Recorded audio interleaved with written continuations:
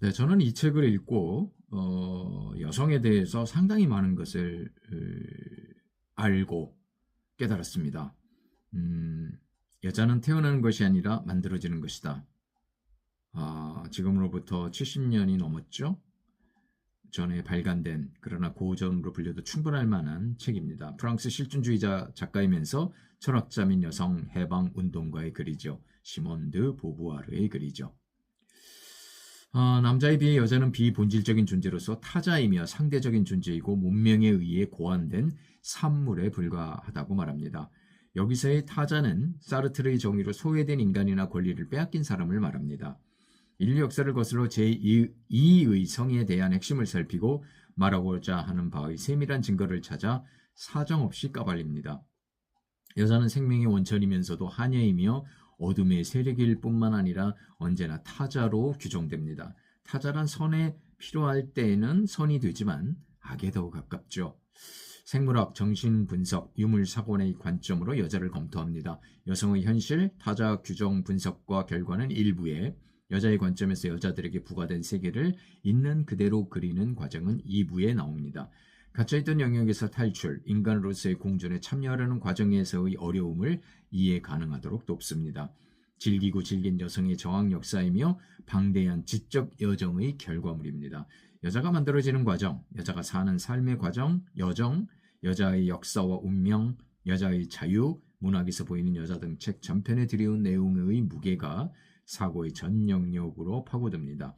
페미니즘 혹은 페미니스트 같은 용어의 의미를 초월하는 느낌이 들었습니다. 저자나 저자의 저술에 대해 말할 때 그의 연인이었던 사르트르를 떠올리지 않을 수 없죠. 3살 위인 사르트르의 제안으로 저자는 2년 동안의 계약 결혼에 합의하죠. 둘은 진정한 자유를 느끼며 연인 관계를 이어갔고 사상과 저술에서도 상당한 정신적 교류의 결과물을 보여주었습니다. 작가로서 세상에 대한 책임을 지고 살아가야 한다는 자세를 유지한 보부아르는 권력에 대한 절대적 증오를 바탕으로 모든 기만에 대항했으며 사상의 속임수를 고발하기도 했습니다. 1939년 제2차 세계대전을 계기로 그녀의 반역적 개인주의는 변화를 맞긴 했으나 자유의지를 가진 개인만을 긍정한 세상은 변함이 없었습니다. 질서와 빛과 남자를 창조한 선의 원리와 혼돈과 암흑과 여자를 창조한 악의 원리가 있다. 소크라테스의 말입니다. 제1부는 사실과 신화의 제목으로 제1편 운명, 제2편 역사, 제3편 신화를 다룹니다. 남자라는 성과 더불어 여자란 무엇이며 여자다움이란 무엇인가? 남자는 여자여서 정당한 지위를 얻지만 여자는 여자여서 지위를 얻지 못하고 남자에게 예속됩니다. 남자는 주체이고 절대이지만 여자는 타자여서 남자에게 종속되거나 복종함으로 존재합니다. 입법가, 성직자, 철학자, 작가, 과학자들은 종속적인 여자의 신분을 증명하기 위해 혈안이었죠. 열등감 있는 남자에게 여자의 타성은 기적적인 처방이 되곤 했습니다. 이런 제2의 성으로서의 문제제기는 여자가 해야 마땅하죠. 남자는 신을 만들고 여자는 그 신을 숭배한다. 프레이저의 말입니다. 제1장 생물학적 조건에서는 생물학적으로 여성을 판단합니다. 남성은 여성에게만 무기력, 참을성 없음, 교활, 어리석음, 냉담, 음탕, 잔인, 비굴이 들어있다고 생각합니다. 그러나 생물 개체의 암수 분리는 하나의 우발적 사실에 불과하죠. 여성이 많은 비교에서 남성보다 약하고 약점이 많긴 하지만 그 자체로 큰 의미가 있다고 보기는 어렵습니다. 사회적 경제적 상황에 따라 좌우된 것이지 어느 한쪽이 출생부터 우월하지는 않다고 보는 것이 정확하죠. 제2장에서는 프로이트의 성욕 근거 학설을 바탕으로 정신분석적 견해를 소개합니다. 절대적 권력의 상징인 남성의 페니스로 인하여 소녀는 자기를 타자로 설정합니다. 여자의 욕망은 애착과 반발의 불가분의 통합이며 윤리적 단계가 존재하는 해결책을 스스로 발명하는데 남자만이 인간이며 여자는 암컷으로 규정됩니다. 정신분석학적으로 여성은 남성을 모방하려 한다고 말합니다. 이제까지 남자가 여자에 대하여 쓴 것은 모두 믿을 수 없다. 남자는 심판자이며 당사자이기 때문이다. 플랭 드 라 바르의 말입니다. 제3장은 유물사관의 입장 설명입니다. 힘의 우위를 바탕한 사유재산 위에 구축된 가부장 가족이 출현하면서 남자는 확실한 지위를 선점하는 등의 여러 가지 이론을 말하는 유물사관은 그렇지만 공유재산제에서 사유재산제로의 이행 과정은 설명하지 못하고 여자를 생식 기능을 제외한 단순한 노동자로 보는 것 등에서도 뚜렷한 한계를 드러냅니다. 여자를 제대로 알기 위해서는 유물사건을 뛰어넘어야 한다고 저자는 말합니다. 프로이트의 성적 이론론, 엥겔스의 경제적 이론론 등도 마찬가지죠. 생물학, 정신분석학, 유물사관 외의 여러 공론을 인정하지만 인간 존재의 총체적 전망이 파악되어야 한다고 주장하면서 말입니다. 제2편의 역사에서는 유목민들, 토지 경작인들, 가부장 시대와 고대인과 더불어 중세에서 18세기 프랑스까지의 여성 지위에 대한 검토입니다. 유목민들 시대의 세계는 모든 것이 남성의 소유였죠. 노동력 그 자체에서뿐만 아니라 임신, 출산, 월경으로 여성은 남성만큼 지위를 얻지 못했으며 남성은 새로운 도구를 만들며 미래를 형성해 나가는 능력까지 발휘합니다. 남성은 실존 자체를 가치로 규정하며 생명의 혼돈된 힘을 이기고 자연과 여자를 예속시키는 데 완벽한 성공을 이룹니다. 제도와 법률로 출현한 토지의 경작인들은 세족의 대물림을 중요하게 생각하여 어머니에게 가장 큰 역할을 맡깁니다. 목권제와 여신의 출현이 현실화되죠. 그러나 사회는 언제나 남성의 것이었으며 남성만이 초월의 화신이 된 반면 대부분의 여자는 남자의 반려자가 되지 못한 채 남녀의 공존에서 제외되면서 유모나 하녀의 지위로 전락합니다. 여성은 어떤 질적인 결여 때문에 여성이다. 우리는 여성들의 본성에 타고난 결함이 있는 것으로 생각해야 된다. 아리스토텔레스의 말입니다. 그리스도교가 여성의 억압에 큰 기여를 하는 등 중세에도 여자는 아버지나 남편에게 종속됩니다. 성모 숭배나 기사도는 여성 지위에 근본적 변화를 가져오지 못하죠. 가부장제의 소멸은 농노 계급, 즉 가진 것 없는 하층민에서부터 이루어지지만 그 역시 일시적 혹은 일부에 불과할 뿐이죠. 19세기까지 여자에 관한 법규는 거의 변한 게 없었습니다. 18세기의 민주주의나 개인주의의 이상이 여성의 호의적이었음에도 불구하고 말이죠. 노동 착취가 심하긴 했지만 19세기의 산업혁명은 여성에게 경제력을 회복하게 하는 이유가 됩니다. 여성의 운명이 바뀔 수도 있는 대혁명적 사건이 아닐 수 없었죠. 생산활동의 참여와 생식의 예속으로부터의 해방은 여성의 지위를 향상시킵니다. 20세기 초부터 중반이 되어서야 여성의 참정권이 활발하게 허용됩니다. 여성이 월경이 된 혐오는 오랜 역사를 보유합니다. 처녀성의 불결함과 그에 대한 정복 욕은 또 뭔가요? 두려움의 대상인 어머니는 도덕의 수호자가 되며 마리아는 인류와 신의 중재자가 됩니다. 남성 신들은 운명을 대표하고 여신들은 독단적이며 변덕스러운 호의를 베푸는 역할을 합니다. 헌신적 어머니와 부정한 여인의 대비는 생명의 가치와 반가치를 생생하게 구현한다고 볼 수 있습니다. 몽테르랑, 로렌스 클로델 브루통, 스탕달의 5작가를 통해 보는 여성 신화는 남성 영웅주의와 여성 혐오, 동등한 존재로서의 남녀, 신의 세계에서의 여성 숭배와 인간 세계에서의 여성 비하, 자연을 표현하고 해방시키는 여성, 열렬한 페미니스트의 모습 등을 보여줍니다. 여자는 불완전한 남자이며 우발적인 존재이다. 토마스 아퀴나스의 말입니다. 제2부는 현대 여성의 삶의 제목으로 제1편 형성, 제2편 상황, 제3편 정당화, 제4편 해방과 함께 결론을 맺습니다. 여성은 유년기에서부터 완벽한 차별 대우를 받지만 유일하게 여자아이가 남자아이보다 이득을 볼 수 있는 시기가 바로 유년기입니다. 페니스가 없다는 사실을 안 여자아이는 불안을 느끼며 대체제인 인형을 소유하려고 합니다. 자기라는 자주적 존재와 타자라는 존재 사이의 충돌을 겪는 것이죠.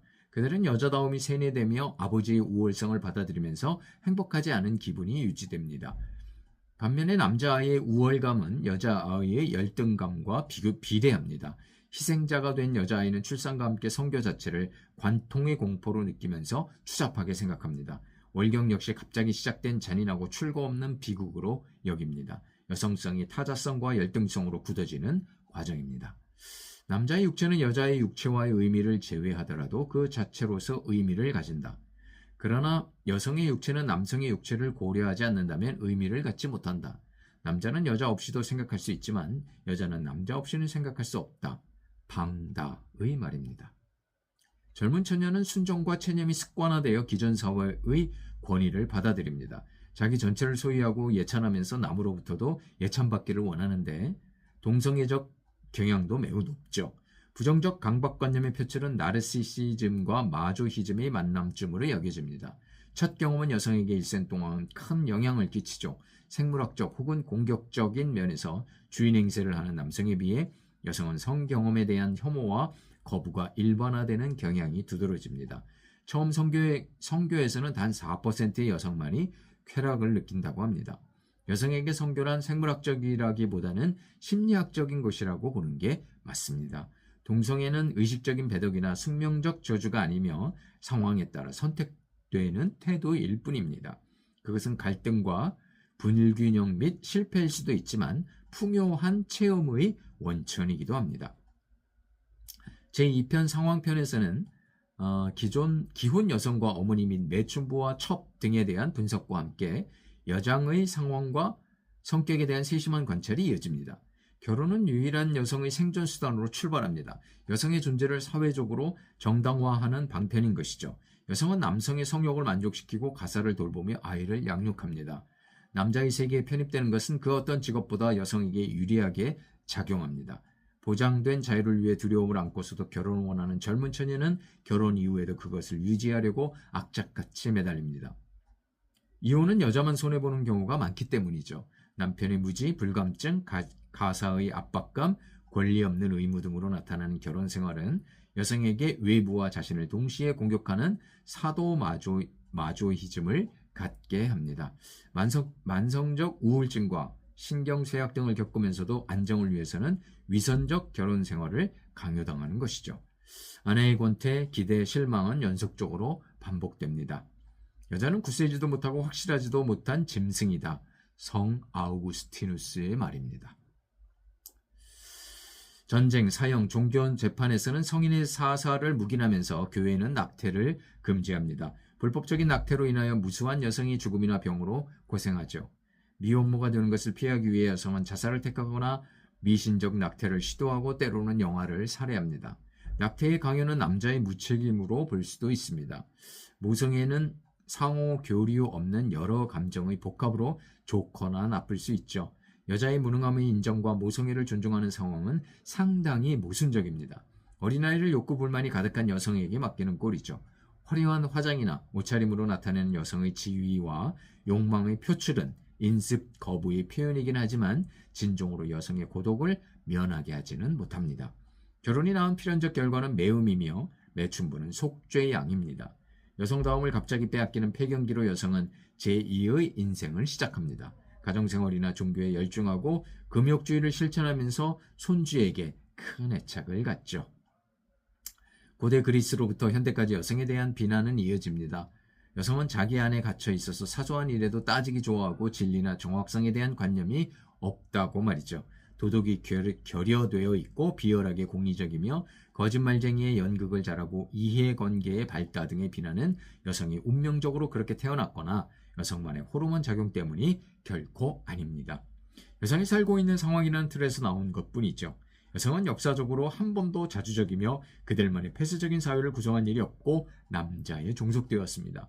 수동성, 의존성, 책임감 낮음, 열등감, 자기 비판 부족, 맹목적 신앙심 강함, 체념에 의한 강한 인내, 혁명보다는 타협과 화해 선호, 숙명애의 순종, 하찮은 일에 매달림 등은 인정하지만 그것이 여성이 나고 자란 환경 때문이라는 것이죠. 우리는 정신의 쾌락을 위해 기생을, 감각의 쾌락을 위해서 창부를, 자식을 두기 위해서 아내를 둔다. 데모스테네스의 말입니다. 끔찍하네요. 여성은 한 번도 자유의 힘을 경험하지 못했고 남자들이 만들어 놓은 내재성에 갇히고 말았습니다. 그로 인하여 여성은 유용성 중심의 세계관을 갖게 되었으며 자신을 순교자로 생각하는 경향이 있고 착취의 도구가 된 사실을 어느 정도 인정합니다. 여성은 맛보지 못한 진정한 자유를 종교에서 찾기도 하죠. 저자는 여성의 약점을 인정하면서도 그것이 탄생한 환경과 배경의 중요성을 강조하고 이렇게 불평등한 사회에서 막연히 남자와 여자의 비교는 절대적으로 무익하다고 주장합니다. 짧은 시간으로는 도저히 이룰 수 없는 정도의 환경에서 남자가 무한하게 유리한 상황에서의 남녀 비교로는 아무 의미가 없다는 것이죠. 제3편 정당화 편에서는 나르시시즘의 여자, 사랑에 빠진 여자, 신비주의의 여성을 분석하고 제4편에서는 독립한 여성에 대한 내용을 소개합니다. 투표권과 직업은 여성에게 독립을 허용하지만 완전한 해방을 이루었다고 보기는 어렵습니다. 여성에게는 일과 양육이라는 병행과제가 늘 존재하며 그로 인해 헌신과 노동을 강요당하고 자유를 억압당하기는 예나 지금이나 마찬가지인 까닭입니다. 저자는 작가로서 문학작품의 비교로서 여성과 남성 작가의 차이점을 말합니다. 폭풍의 언덕과 카라마조프 형제들을 비교하면 아무래도 여성 작가가 남성 작가의 위대함을 따라잡기는 역부족이라는 설명입니다. 여성 작가들이 사실에 집중하느라 미지의 어둠을 꿰뚫어 보려는 노력은 하지 않았다고 말합니다. 여자는 너무나도 기묘하고 불순하며 복잡한 그 무엇이어서 뭐라고 표현할 수 없다. 여러 가지 것으로 표현한다면 서로 모순되기 때문에 여자가 아니고는 그런 모순성을 참아낼 수 없을 것이다. 키르케고르의 말입니다. 마지막 결론은 다시 한번 내재와 열등성을 강요당하는 여성에 대한 내용과 남녀 서로 동등한 관계로 인정해야 함을 강조하는 내용으로 책의 대단원은 마무리됩니다. 여자는 남자의 오락, 쾌락, 반려, 비본질적 재산으로 취급당하고 남자는 여자의 실존의 의미와 이유로 인정받는다면 그것은 완벽한 불평등이 분명합니다. 태어나면서부터 남녀는 같은 조건과 환경으로 양육되어야 합니다. 여자의 특수성은 선입견에서 나온 것에 불과합니다. 남녀 모두 자기 세계의 모호성을 총명한 겸허함으로 받아들여야 합니다. 장래의 여자는 내면적 변화가 동반되는 사회적 및 경제적인 완전한 평등을 얻을 것이라고 저자는 전망합니다. 남녀관계는 인간의 가장 자연적인 관계이다 라는 마르크스의 말을 소개하면서 자연의 구별을 초월해 남과 여는 서로의 마음을 열고 형제애를 나누어야 한다고 말이죠. 여자라는 것이 얼마나 불행한가. 그러나 여자의 진짜 불행은 그것이 불행이라는 사실을 모른다는 것이다. 키르케고르의 말입니다. 지금의 우리 사회를 보더라도 제2의 성의 완전한 해방은 이루어지지 않은 것으로 보입니다. 수많은 남녀 간의 갈등은 사회 전반의 문제로 확산되는 분위기로도 느껴지고요. 현재까지의 이념적 결과물인 민주주의의 가치를 되새기더라도 완전한 남과 여의 평등은 이루어져야 합니다. 그것이 여성은 물론 남성에게도 짐을 덜고 완전한 자유와 행복을 누리는 길이겠죠. 고대 신화를 비롯해 종교 혹은 사상면에서 존재하는 남녀의 불평등한 구조적 차이가 이제는 해소되어야 합니다. 저자의 70년이 넘는 그 시간 전의 전망은 아직도 유효합니다. 우리가 후세에게 조금이라도 공헌할 수 있는 것은 남녀 성평등의 초석을 든든하게 깔아놓는 일일 것입니다. 우리 세대에서는 이루지 못했지만 그래서 아직도 부끄럽지만 말입니다. 제가 읽은 책은 제2의 성 1편, 2편 이렇게 따로따로 있는 거고요. 두 권으로 나온 동서문화사에서 나온 책을 읽었습니다. 이게 한 권도 뭐 두께가 장난이 아니죠. 첫 번째 권은 536페이지였고 두 번째 권은 그 530, 둘 다 비슷하네요. 근데 아주 굉장히 어렵게 읽었고요. 뭐 아주 촘촘하게 박힌 글을 읽느라고 쉽지 않은 독서였고요. 요것도 제가 읽은 지가 뭐 한 6년 정도 됐네요. 6년 훨씬 지났는데 어찌됐든 이 제2의 성을 읽으면서 성평등이 무엇인지, 페미니즘이 무엇이고 페미니스트가 말하는 내용이 무엇인지 어느 정도는 이해할 수 있었습니다. 아직 제가 뭐 다 이해할 수 있다고 말할 수는 없겠고요. 하지만 어떤 성평등에 대해서 성에 눈을 뜨는 그런 아주 정말 훌륭한 계기를 마련한 책이 바로 이 제2의 성애라고 말할 수 있겠습니다. 시몬드 보부아르 제2의 성 대단한 책이라고 생각합니다.